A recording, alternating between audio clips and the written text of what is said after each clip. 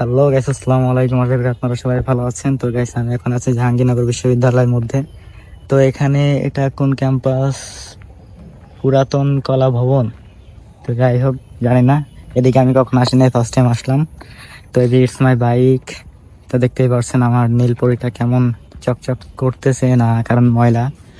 এই যে কেদা কেদা লাইগা আছে, ওয়াশ করতে হবে। কেদা মেদা দিয়ে চালাইছি, এখনো ওয়াশ টস করি নাই। গাড়ি পুরাই হয়ে গেছে, ঠিক করতে হবে। গাড়ির চেনটা লুজ হয়ে গেছে। হ্যাঁ, চেন এই যে পুরা লুজ হয়ে গেছে, টাইট দিতে হইব। তারপর এটি কালার করবো, রিম কালার করবো,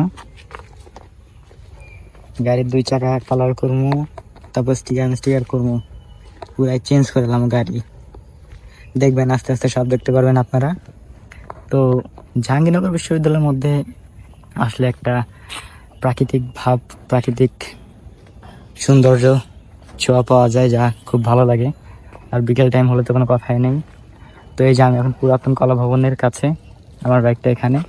আর এখানে রয়েছে কিছু শোপিস, আপনারা দেখতে পারতেছেন। দুটো ব্যাং, আর ওটা কি একটা ঘোড়ার একটা মহিষ হয়তোবা। তো খুবই সুন্দর।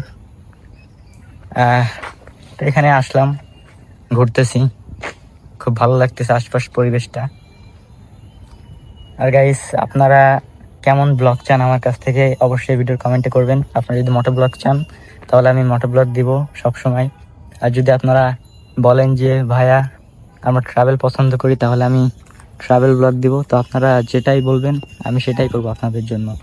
তো গাইস, ভিডিওটি ভালো লাগলে অবশ্যই লাইক দিয়ে একটি আপনার মূল্যবান মতামত করে যাবেন, কমেন্ট করে যাবেন। আর আমার চ্যানেলটি সাবস্ক্রাইব করা না থাকলে অবশ্যই সাবস্ক্রাইব করবেন। আল্লাহ হাফেজ।